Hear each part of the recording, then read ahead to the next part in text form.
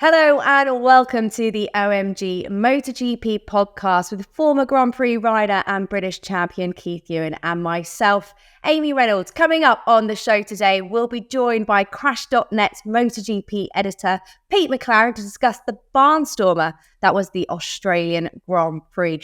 Don't forget, you can give us a shout on social media at OMG MotoGP or email us in a question at omgmotogp@gmail.com. But before we bring Pete in, Keith, it's the age-old saying we always say when we turn up on the island, you never know what you're going to get, and never has a statement rang more true, has it?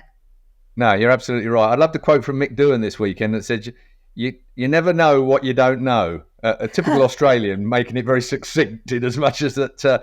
And you mentioned barnstormer a minute ago, and we were all expecting that storm come Sunday. And of course, the weather forecast for once was absolutely bang on. Dorna's reaction to the weather forecast was bang on as well by bringing the main race, the Grand Prix race, forward to the Saturday, and obviously the sprint going on to the Sunday. For anybody that's not followed the timetable, it was a bit tricky for everybody.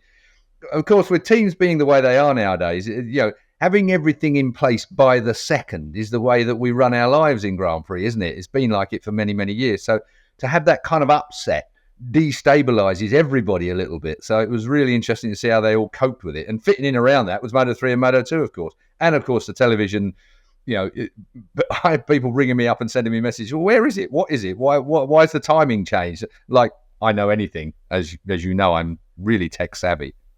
Well, I'm not going to say anything, Keith, because I don't think I'm coming from a great place of judgment.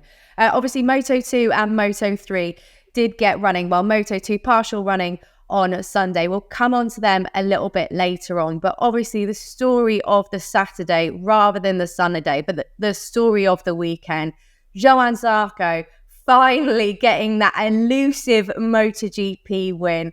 It was absolutely not what I anticipated, expected. Even at the start of the race, I wouldn't have put JOHANN ZARCO to take his first MotoGP win there, would you? No, he wouldn't have either. That's a fact. So it was one of them 120 Grand Prix, looking for his first Grand Prix win in MotoGP. I mean, obviously the double world Moto2 champion was... he was on quite good form. He's been on quite good form this year, although he seemed to have been going through a bit of a dip. Every time we predicted... I used to predict him for podiums regularly early on in the season, and he kind of let me down so many times. I've let him drop off the edge now, which is sod's law, isn't it? When you should really be betting on somebody, they don't do it, and then when you let go of that particular, he does fantastically. But I've got to say, it wasn't just about that, was it? I love some of the comments that have come in since, of course. I mean, the Pramac team. I mean, can you imagine how they must have felt? They've got Jorge Martin, who potentially was going to lead the World Championship or was bringing back the deficit that he found from Indonesia when he fell off, when he shouldn't have done. But basically, it looked like Pramac were going to be just where they needed to be. Zarco in the frame, Martin winning. He timed it to perfection to lose a race, to the very, very last lap. I mean, a soft tyre, for those people that weren't following it too closely at the weekend, he was one of three that went with soft rear tyres. He obviously thought he could make it work. Casey Stoner commented that, if he was going to run that kind of strategy, he needed to get away at the front and blast off into the distance so no one could interfere with his aero or anything else, which is exactly what he did. He got something like 4 seconds in front, but just wasn't able to maintain it towards the very end. And Miller corner, halfway, the third of the way into the very, very last lap, Zarco blasts up the inside of Jorge Martin, picked him up. Bagnaia flew through as well, and so did the others in. They're all going to get him, so I don't think Pramac had much to really moan about, and I don't think really, Jorge Martin had anything to really moan about either. It was a case of he was going to get done by all of them on that last lap in the run to the line, but it just happened to Zarco. I made a quote of his, which I love, when he was interviewed in Parfait. I don't want to cry at the moment, but I think it will come soon. Done with a French accent. I think that's just fantastic. It was emotional. And the other thing that was, we all are expecting the backflip that, of course, he's very well known for when he wins a race, the flipping Frenchman. He hasn't done it for a while, has he? He hadn't done it because of superstition, he hadn't practiced it. And try to bend a set of leathers in the wrong way with your helmet on, boots on, gloves on, as he did off of a fence for the first time since when? 2015, 15? I don't know. It must be going back that far. 2015, yeah. No, 2015. Yeah, 20. Since he did a backflip. I mean, it's 8 years. It must be 8 years. It's got to be 8 years. So to do a backflip after 8 years of not doing one, off a fence, fully clothed in leathers that won't bend in that way, with all the protection that's in them anyway, he's bloody lucky he did himself an airbag. Did you listen to the French commentary clips? Unbelievable. They reminded me of... so good.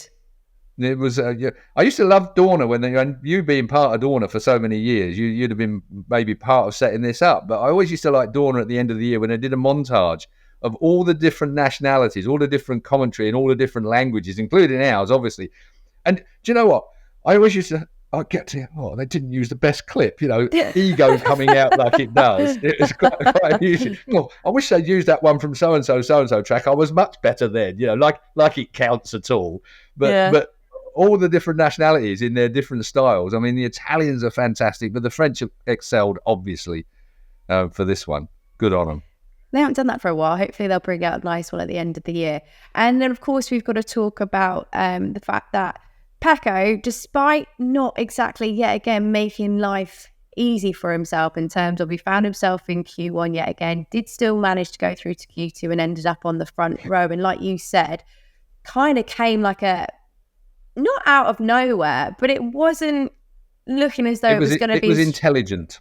It was intelligent. It was a tyre race. You knew what was going to go on. You knew asymmetric tyres around Phillip Island, the weather changes, the temperature changes. You never really quite know what you're going to get. I'm not going to do the do and quote again because I'm sure I mucked that up the first time. But anyway, it's one of those situations where you don't quite know what you're going to get. Peco, I mean, I'm going to get a slamming for this, and I'm fine. Put it in the comments below. But, aliens, we used to have aliens once upon a time, like Marc Marquez, obviously. We'd have different people that you would consider to be aliens. Even the Danny Pedrosas of this world, of course, were in that category.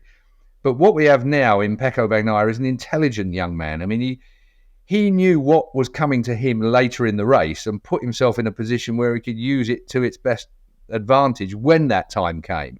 The opportunities fell into his lap. I mean, you got to feel a bit sorry for Jorge Martin. That's 2 now that really he should have won and didn't win. But he ain't over and done with. I think Jorge Martin is a bit of a weapon this year once he gets himself sorted out. I wonder who made the call regarding tyre. It wouldn't have been Michelin, that's for sure, because Michelin wouldn't have... I'm sure Michelin... they said you would be stupid if you used a soft tyre. Everyone used the hard fronts. But, of course, there was that medium to soft possibility. Zarco would have been one in the past that might have tried that strategy with a softer rear tyring, because he always seems to be able to get a bike to the end as well. But it was a call that really spectacularly went wrong. But it was this close. It was a call that was so close to the edge for him winning on that tyre. But I think Peco, intelligent ride from him and from Zarco. I mean, 9 laps to go, you could see that Martin's tyre had gone. He was being caught. With 9 laps to go, it was just a question of whether he could hang on. Zarco said with 5 laps to go, he was a believer. Suddenly, with 5 laps to go, he suddenly thought he might be able to take this. Wow, what a race. Phillip Island never disappoints, does it? It doesn't. The team have taken responsibility for that tyre call. We'll be able to get some insight from Pete as well to see, I mean, like, was there a world where that was ever going to work? I know there were a few ex-riders and commentators that even said themselves right at the start of the race, I just don't understand that. I'll go and shake my hand, or I'll go and shake his hand rather, if that does come off. So anyway, we'll move on, because the other absolutely just heartwarming, those storylines that just make you go, oh, this sport is so good. Fabio Di Giannantonio. Do you? Yeah. Oh, he's such a lovely, lovely guy, though. Fabio Di Giannantonio, we know that he's essentially been stiffed a little bit by the fact that he's lost his ride next year to Marc Marquez. But to really turn around, a week or 2 later and get his first Grand Prix or MotoGP podium, I should say, it wasn't a flick, was it? It was strong. It's not over for him, Amy. There are opportunities still. I think there's 2 that may come up. I mean, the best one would be if he could get that Aprilia ride, if Oliveira does go for Honda. If Oliveira is stupid enough to go for Honda, then there is that possibility. But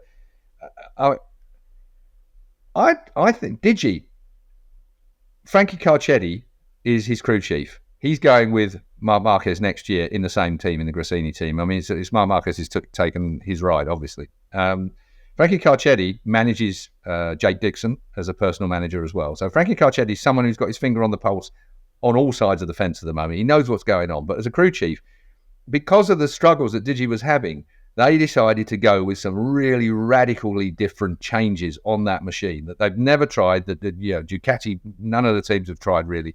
And it's worked.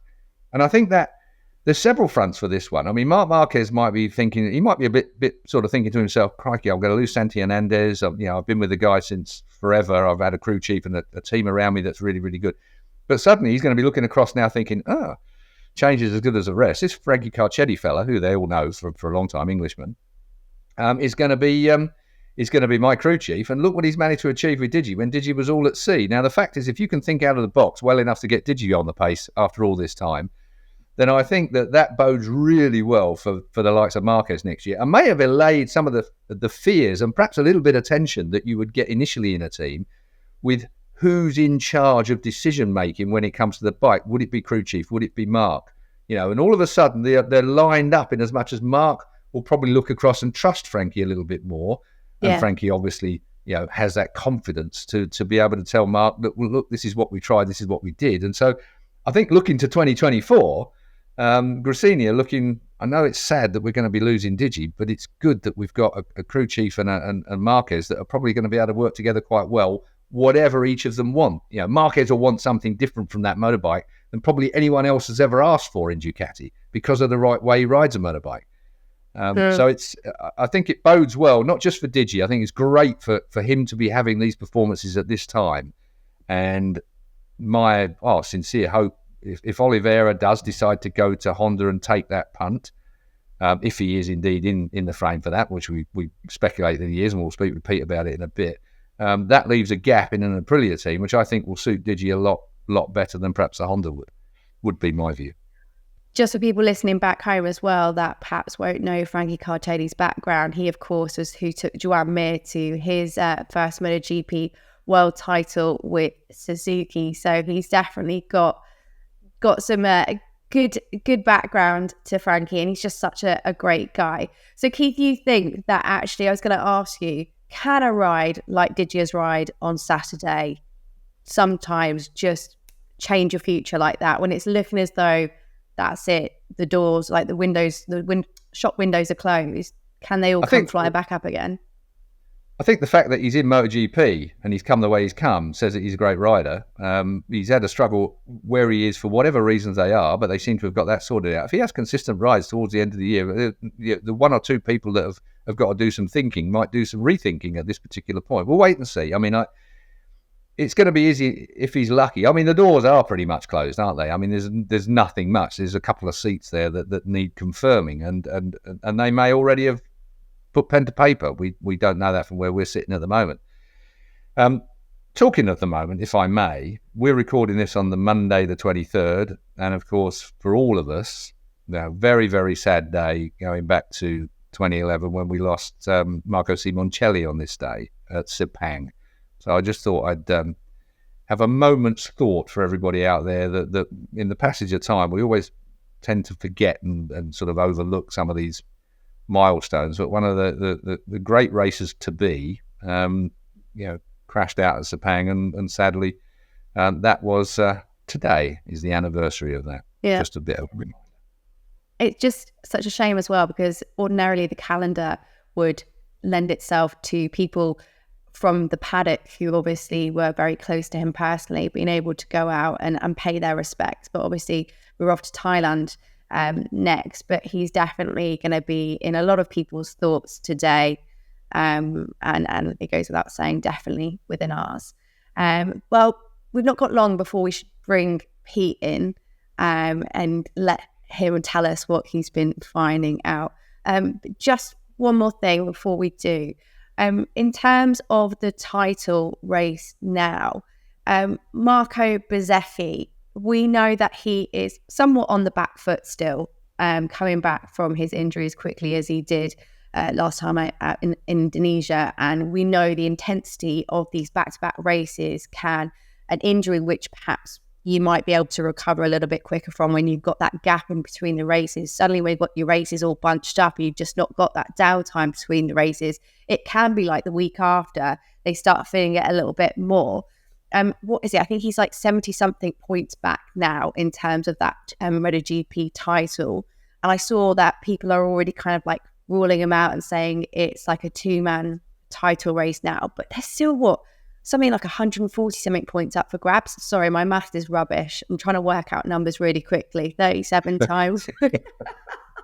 It could be worse. You could ask me to do it. I think the point you're making is does he still have a chance? And the fact is what he does have is those races ahead of him that he can just go for it. I mean, it's kind of, you haven't got to think of a strategy. You just ride how you want to set the bike up, how you want to set the bike up, and go for it, because everyone's writing him off. So if he does something brilliantly, that's fantastic. Getting back to the collarbone injury is not a problem. It's the bits around it. I mean, once they've bolted it back together, there's no problem apart from the.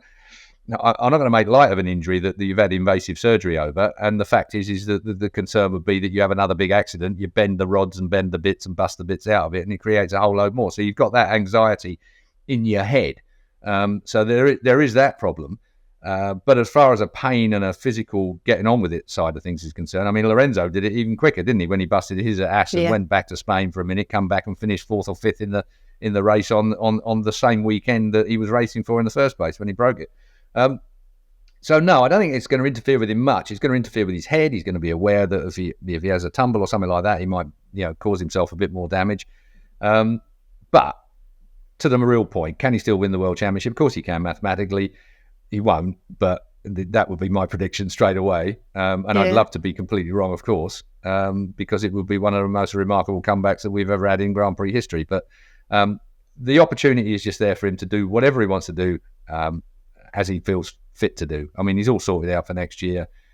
He's just got to end on a high from a race winning perspective if he can. But the championship, I think, is gone. It's a two-man race. And at the moment with Jorge Martin, who has been without doubt the fastest man in the last 6 Grand Prix, including sprints as well, 6 sprints, 6 Grand Prix, he should already have one hand on the trophy. But of course, our mobile racing being what it is, he hasn't. And Peco's, stolen a bit of a march, actually.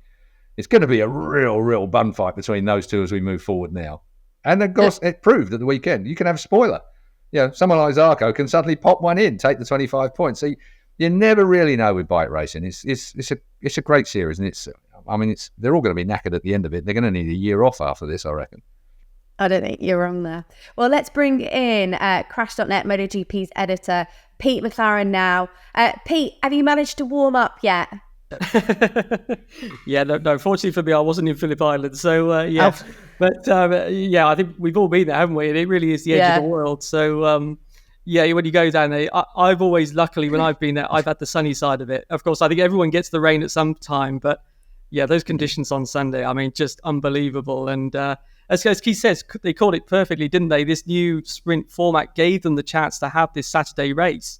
I suppose with hindsight, the one question you might say is, should the sprint have been in place of the Moto3 race on the Sunday?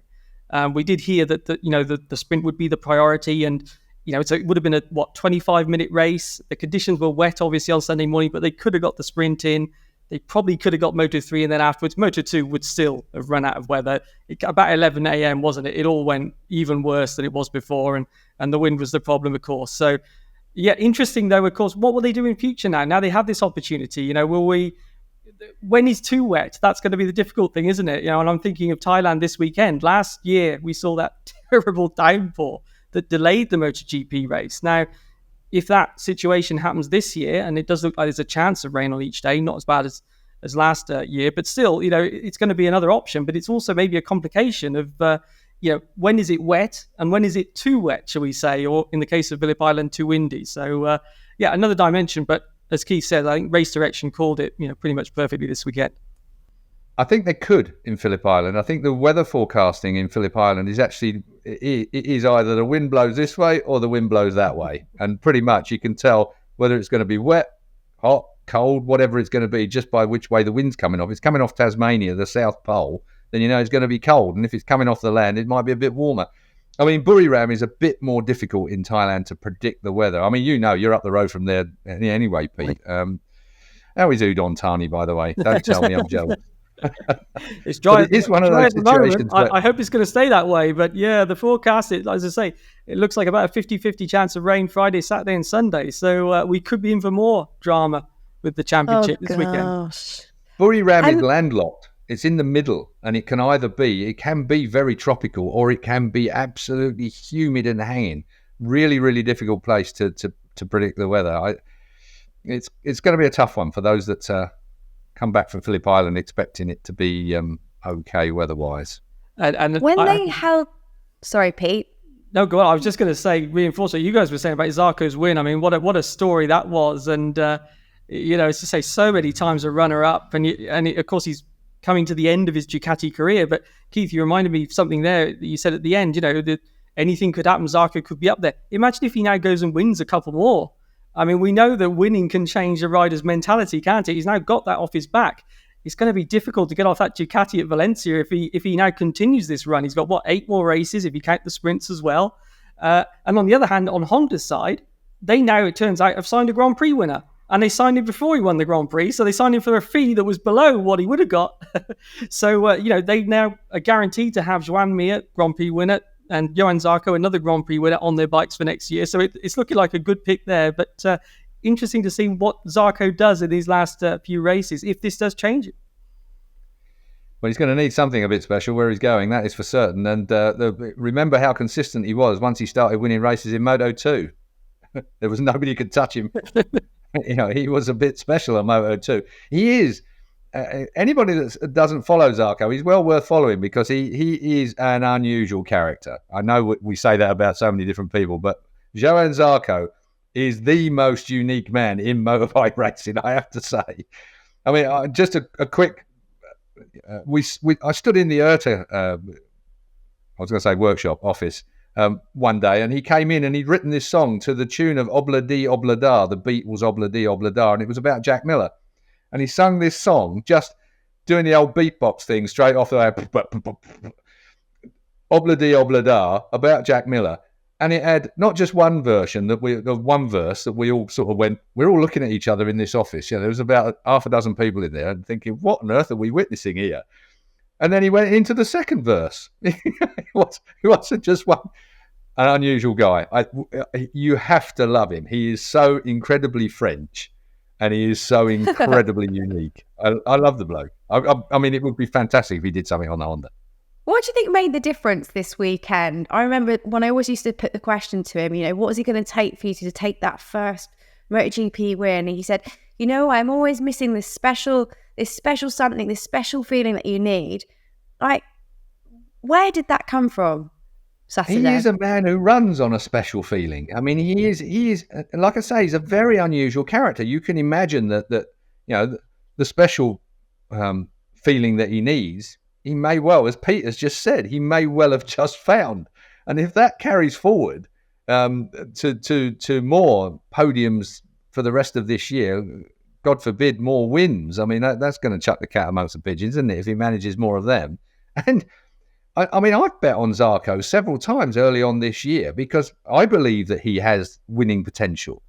And now that he's done it, as Peter's quite rightly said, that we could see more of it. And like I said earlier on, it could be a massive spoiler with these two guys scrapping. And even more technical is the fact he's leaving the team that one of the guys is fighting the championship in. Like Jorge Martin is his teammate. Some people might argue that bashing him out the way at Miller Corner in Australia was not on. No, I haven't heard of anybody say that, by the way. But I suppose you could argue it if you were being unreasonable. But for a man that was heading for his first ever Grand Prix win, hang on a minute. A team that I'm leaving, I don't think I've got as much loyalty. I mean, it would have been going through his head as he came down the hill into Honda Corner, Miller Corner. And there you go. I'm glad he took the opportunity. That's it. And I mean, it was a fair and square win. I think it's because, of course, we see Jorge Martin fading. But the reality is Zarco beat Peco Bagnaia on the same tyres with the same bike in a head-to-head fight. that is a well-deserved win, isn't it? And I think Martin was asked after the race, well, what about the Zarco pass? He went, no, look, no problem with it. And the reality is there was 3 or 4 guys queued up behind him. If Zarco didn't go for it, the others would have gone for it anyway, and who knows what would have happened. And then in amongst them, there's Brad Binder again on that KTM, less than 1 second from the victory already with that carbon fiber chassis. I mean, it's coming, isn't it? I mean, it was all so close for all of them. I mean, as you said, Keith, one lap less and Martin would have been a hero, wouldn't he? But the problem was the race was 10 seconds faster than last year when Marquez made the soft tyre work. Marquez, of course, gambled the same as Jorge Martin, didn't he, on Saturday? And he knew in the early laps, he was like, look, this tyre is not going to last at this speed.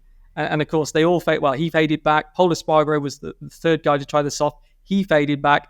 And then finally, that last lap, Jorge Martin just went back as well. But that seems to have been what had done it. And maybe that was what you raised the question, Amy, about why Martin chose that tyre and that gamble. And maybe he did look at Mark the year before and thought, well, Marquez made it work. I think there was also the fact he'd spoken in the pre-race press conference. He really didn't want to get involved in a big group battle, which, of course, Phillip Island is famous for, isn't it?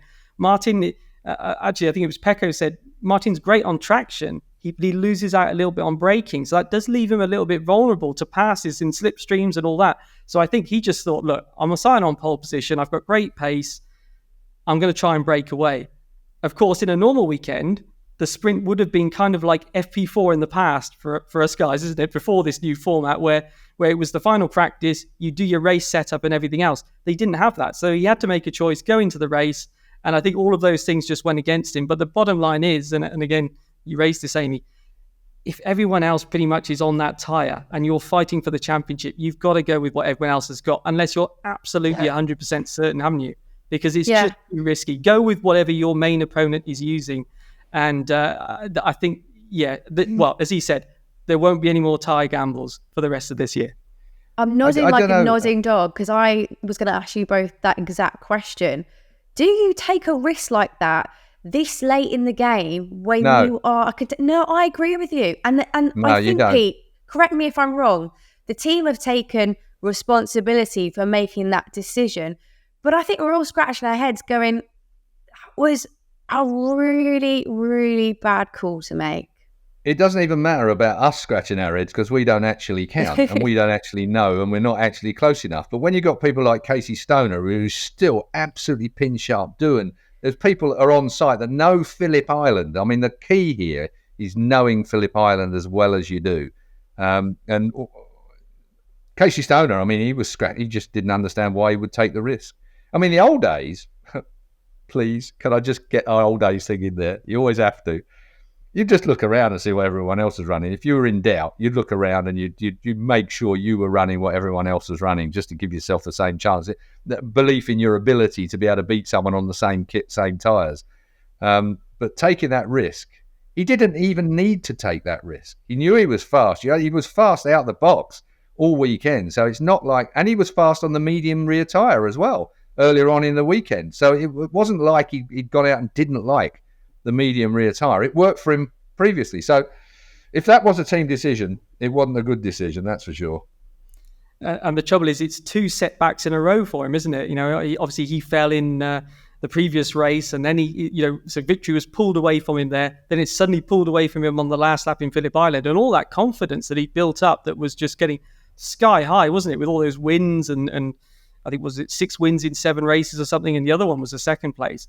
Suddenly now it's sort of eroding away a bit, and you've got Peco who he does have this ability to pick himself up, doesn't he? When he suffers these big setbacks, like the accident in India or something like that, the bad qualifying in Indonesia, he is able to sort of reset and come back strongly, and he's keeping calm. And I think it's interesting now that things are going more towards Peco. We saw everyone was almost writing him off, weren't they? After he'd lost the lead after having 66 points at one stage ahead of Martin. So.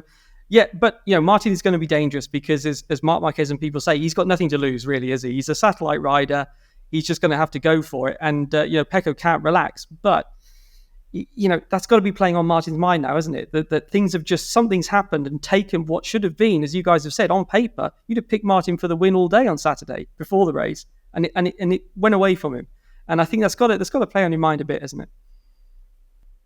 Mind you, we do get a chance to hear the French national anthem, and with Zarco belting it out at the top of his voice on the podium, that brings a bit of a tear to the eye. And I'm not even French or a French fan particularly. I've got to say that it was a bit special seeing him up there and the whole team screaming it out. So great scenes. I mean, Phillip Island, it's a bloody odd place to go in the best of times. You know, where else do you get a motor racetrack in a bloody nature reserve, effectively at the end of the earth, which is where it is, and it continually and consistently brings us great racing. My argument would be, though, it needs moving as a venue at a time. Not the venue, but the date that it's played out on. Now that we don't have Formula One at Albert Park or whatever, it used to, because the state of Victoria used to need the big events moving either end of the calendar.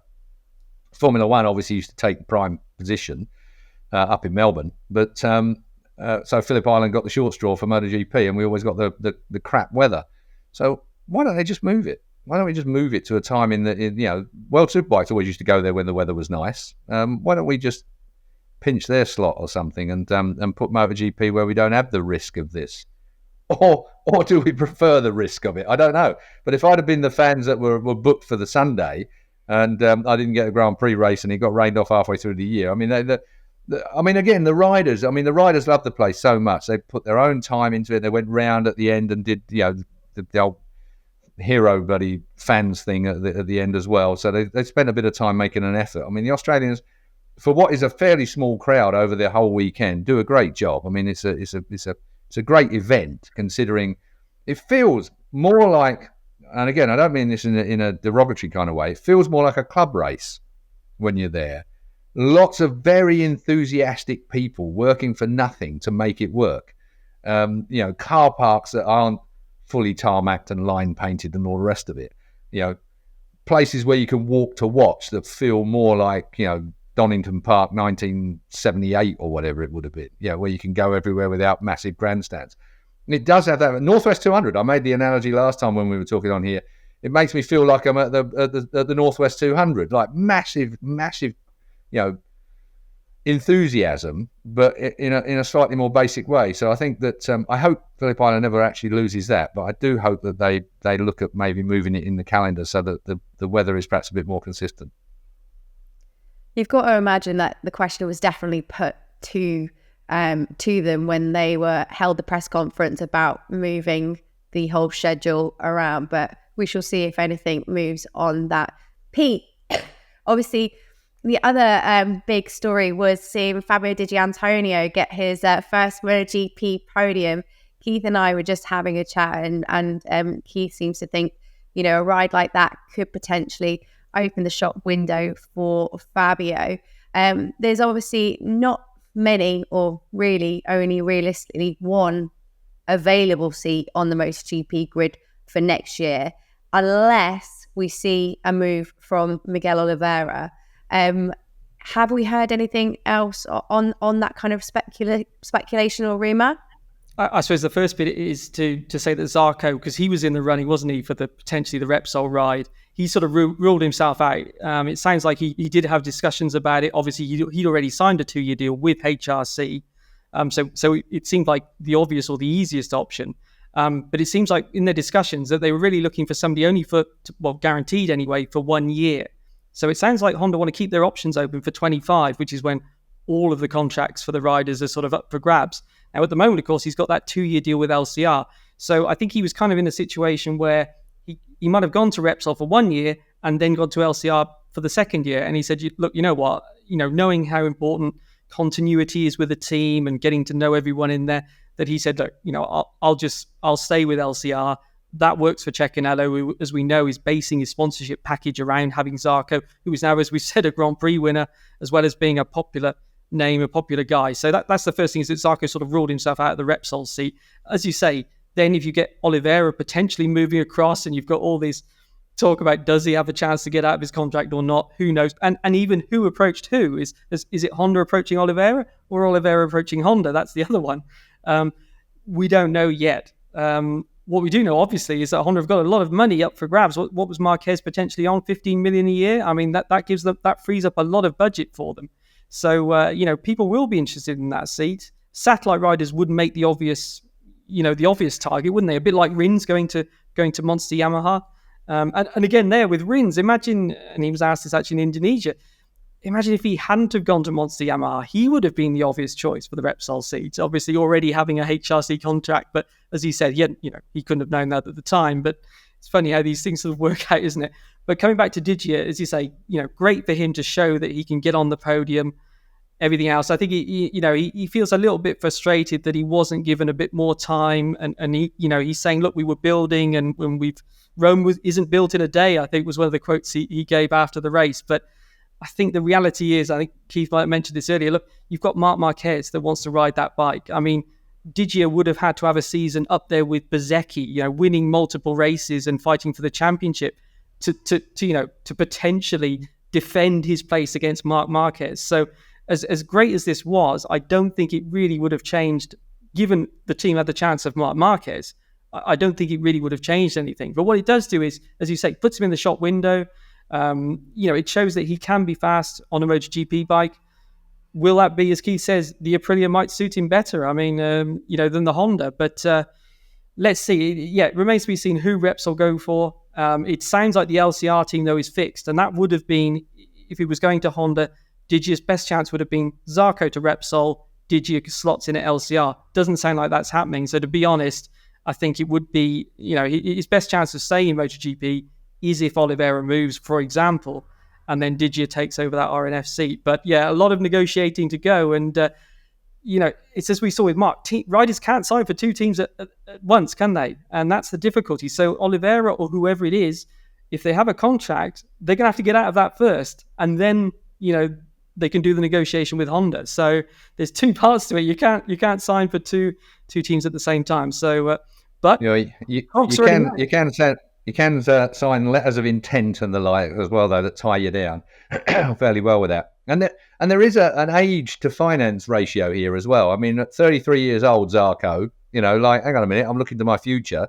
How much have I earned? How long have I got to live after my retirement, which is a bloody long time, I have to say. That retiring at sort of, say 35, even 40.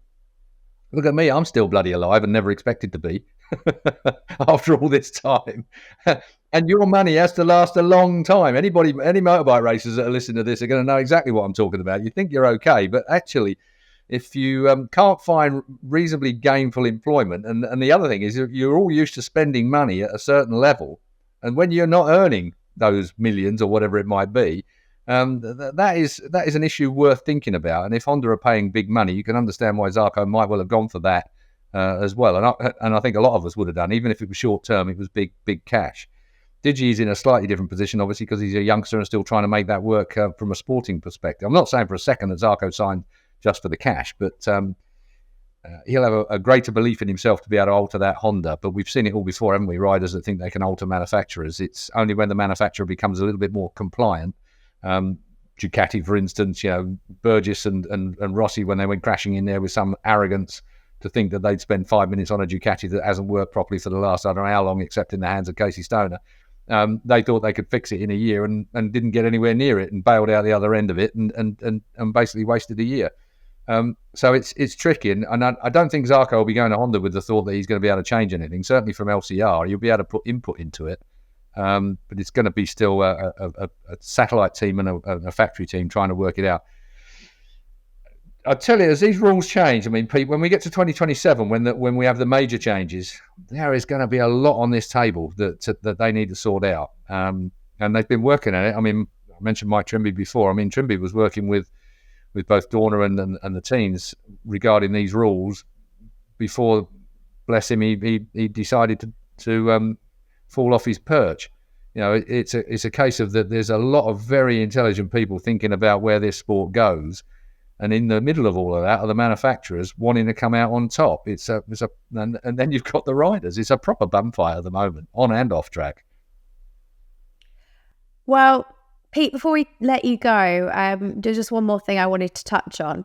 It was a shame, obviously, not to see Jack Miller perhaps pull out a little special something that sometimes you can see from riders at their home Grand Prix. But the other head scratcher for me, I mean, you guys will disagree, but I think the fact that he's had 2 podiums recently, Fabio Quartararo and Yamaha's inconsistency, it's just so hit and miss. They were absolutely nowhere this weekend, other than, I guess, that final practice, but it didn't, show then in the Grand Prix at all.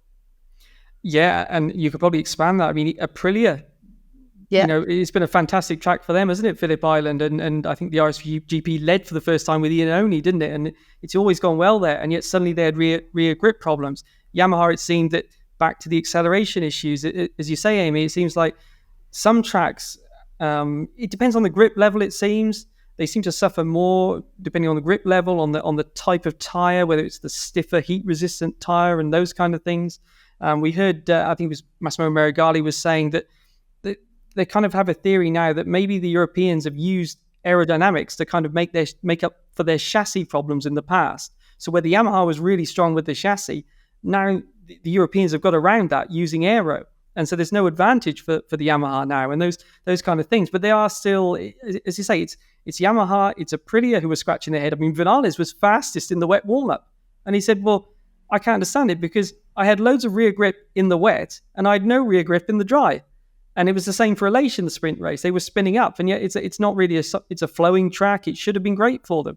And they said, look, we need to understand why the bike goes from one week to the other, and it's hit and miss. And then I suppose just to complete that with Honda, it was their edge grip problems again. So that was for those three manufacturers. It seemed to be the problems that came up for them. And then you had the Ducatis and then KTM were somewhere near. Who knows what, as you say, Amy, if it had been a wet race, if they had gone ahead with that, you wouldn't have, you wouldn't have bet against Jack putting in a good effort or a bit of a gamble in the wet for his home fans, would you? I think they were both up there in the warm-up. They were looking good, but unfortunately we didn't get to see it. So that was a shame I think it was about 20,000 fans turned up on the Sunday. I think it was about 32 on the Saturday. So thankfully, most of the fans did get that message out on Friday night that, look, the Grand Prix is going to be on Saturday, and either change their plans or stayed away on the Sunday. But as Keith mentioned earlier, I think what happens with tickets, I'm not sure. If you bought a ticket for the Sunday, how does that work now if you move the GB to the Saturday? But anyway, as you say, for Yamaha, it's a really tricky one. I think Quartararo even said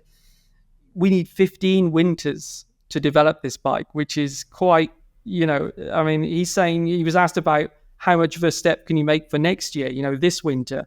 And he says, look, if we can get halfway to where we need to be by next year, that'll be a success. So that's his kind of target. So he's been very realistic about it. But the reality is all of those contracts are up. We've seen Mark walk away, haven't we now, early from his.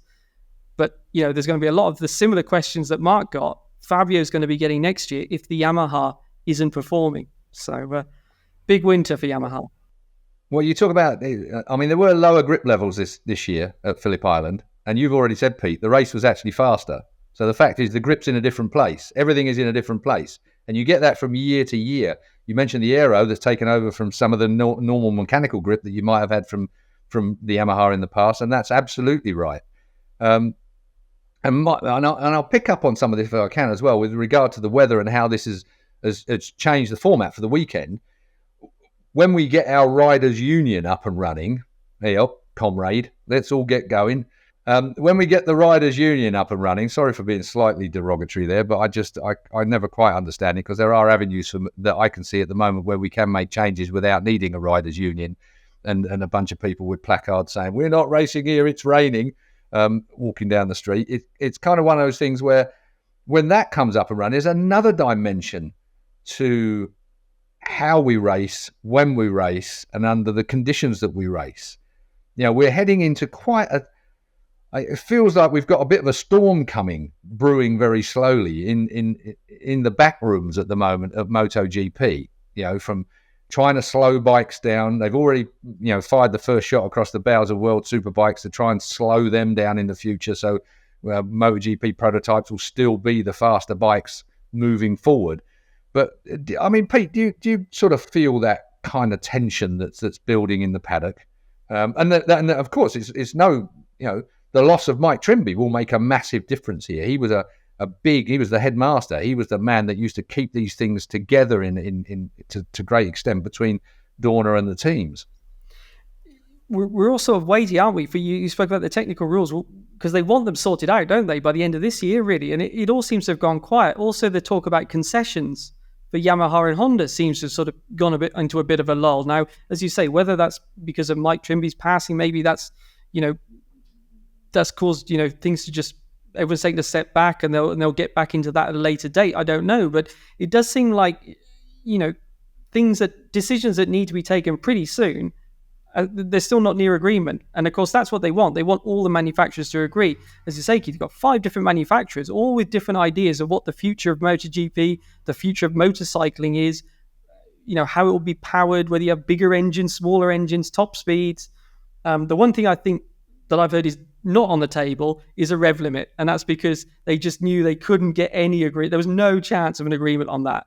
And I mean, I know Dorna have wanted to do it. There's obviously a rev limit, isn't there, in Moto3 and Moto2, but they've never been able to get agreement in MotoGP, and it wasn't even discussed at the moment. So that's definitely not in the plans. But everything else is potentially up for grabs, even the size of the engines and things like that. At the same time, you've got Moto2, and Keith, you were telling us a stat before we came on air that you might like to read out again. But if you slow the MotoGP class down, you've now got to be aware that Pirelli are coming into Moto2, and they're going to be pushing upwards, aren't they? That we're expecting tyres were a big thing for the smaller classes this weekend because the Dunlops are quite tricky in those. They're known as being quite hard, aren't they? And so with cold temperatures and the winds, it's a bit tricky. And so you can't drop too far down unless you lower the Moto2 class, because that's going to be the immediate comparison, isn't it? So yeah, there's not a lot between them, and some big decisions need to be taken. You mentioned that stat. Okay, I'll blast it out there, Amy, before we go to the next one. It was from Callum at MUFC230 on Twitter. I mean, I can't believe he beat Martin Rains to this, because Dr. Martin Rains even liked it when it came up here. Talking of that stat, Pete, thank you very much for reminding me of it. It was a bloke called Ducati.Key, at Ducati Key, a fellow who put this stat out there at the moment. The Fermin Oldegar, you were right, Pete, lap was faster than the fastest ever 500cc GP pole round here, set by Jeremy McWilliams on the KR3 21 years ago. It's a great stat. Even Dr. Martin Rains actually liked that stat. So to beat Martin Rains at anything is pretty cool. So yeah, a Moto Grand Prix, actually GP pole time beaten by Moto2 this year. Goes to show you the performance enhancement that we have over the years. And now we're getting to the stage where some of these bikes are too fast for some of these tracks. A lot of thinking. And if I can just go back a bit with the Mike Trimby thing. When I saw Mike at Catalunya, I went out with my family to Catalunya. Mike was up to his neck in crossing T's and dotting I's for these rules. That's what he was sat in the ivory tower of the International Race Teams Association trucks, working his way through. He had no time for a cup of tea, no time to talk. Was under a lot of pressure to get this stuff done. So there's a tremendous amount going on in the background, and obviously the loss of Mike. I mean, hopefully he did all the work before he decided to leave us, and they've got a nice format to be working to nowadays. Pete, lovely to see you, and great to hear you, and thanks for joining us. Good to see you guys. Yeah, I'll catch up with you later, and good luck with the rest of the show. Enjoy Buriram. I'm sure I will. Fingers crossed for the dry weather. Keith, that leaves you and I to wrap up with Moto2 and Moto3. We mentioned at the top of the show, Moto3 got their full running, but the Moto2 race was red flagged for very good reason indeed. Moto3 race was quite juicy though, wasn't it?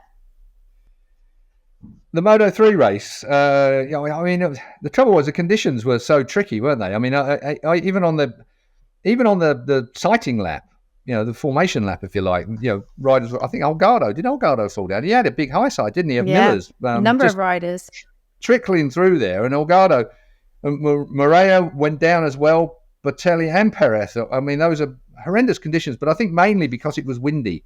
Moto3 bikes are affected tremendously by the wind as well as the grip. It takes the heat out of the tyres. I mean, they don't have a corner called Siberia for no good reason. It is absolutely, when you move up onto that seaside front, it really whips across there. Which brings me back to the fans. I mean, they are such a hardy bunch. It is like Snetterton on a February morning. Moving back to my kind of comparison with British club racing, it's really, really an inhospitable environment. No wonder the Penguins like it down there.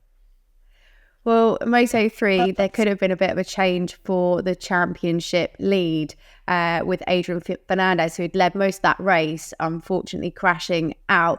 Then Ayumu Sasaki once again found himself in such a prime opportunity to sway that championship, especially with João Massio a little bit further on down the pack, and it just didn't happen to him for him again. Do you think it's just a bit of a mental block at the moment?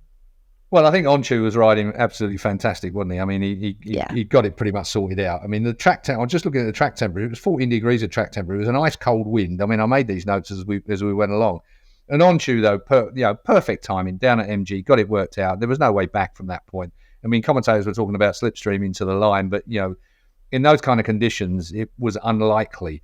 Onchu had made it work, but for me, Kelso, you mentioned earlier on Miller not quite doing what maybe the Australian fans would have liked him to have done, but Kelso did it, got a podium, and it was one of those ones again, wasn't it? His first time on the podium. I mean, fantastic ride for him, and you never ever forget your home Grand Prix. To stand on a podium at your home Grand Prix is a bit special, and it sends the hairs on my hands up on end thinking about it. It's for Kelso to do that. It was a great achievement for him, and great for the fans that had stood there and bloody suffered the weather for as long as they've had over the weekend. Absolutely. Josh Whatley as well. A big shout out for Josh Whatley coming through for a couple of points in 14th place. Scott Ogden, his teammate, had an absolute mare of a weekend. It was a nightmare all the way through the weekend. They couldn't get to the bottom. They changed everything that they could change on a motorbike, and it still didn't work through the warm-ups and the like coming through to racing. So Ogden out. Josh Whatley, though, good performance from him to get himself into the points. And in Moto2, there was drama from the start when Pedro Costa crashed out on the sighting lap.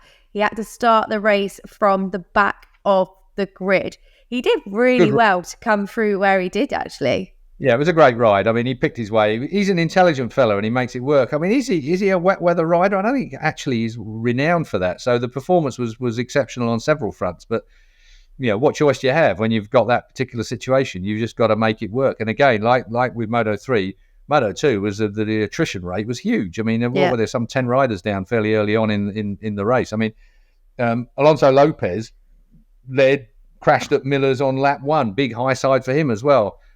Mind you, that would have probably saved everyone else from the Alonso effect during the course of the race. Well, Sorry the eventual winner, Tony Arbolino, ended up with, I think it was like a 15-second lead, but I think it was purely down to the fact that there were so many that fell around him.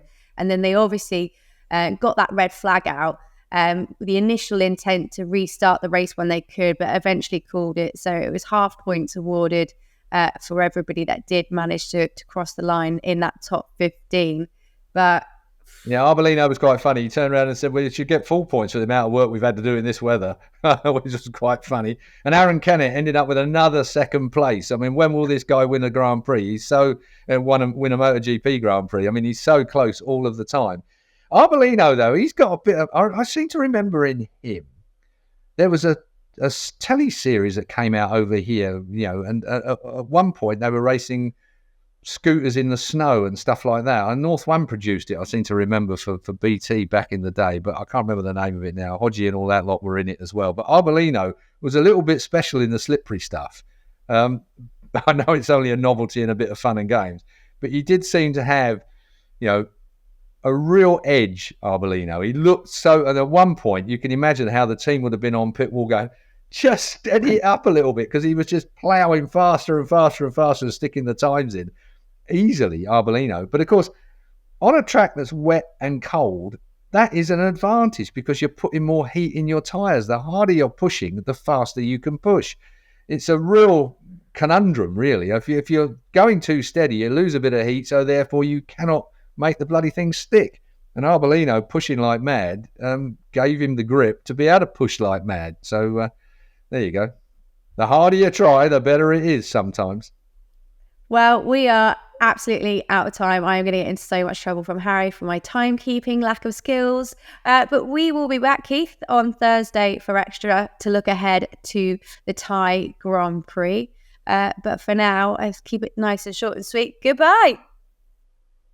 See you soon. Look forward to it. Thailand is going to be absolutely fantastic, Amy. One of my favourite Grand Prix of the year. See you on Thursday.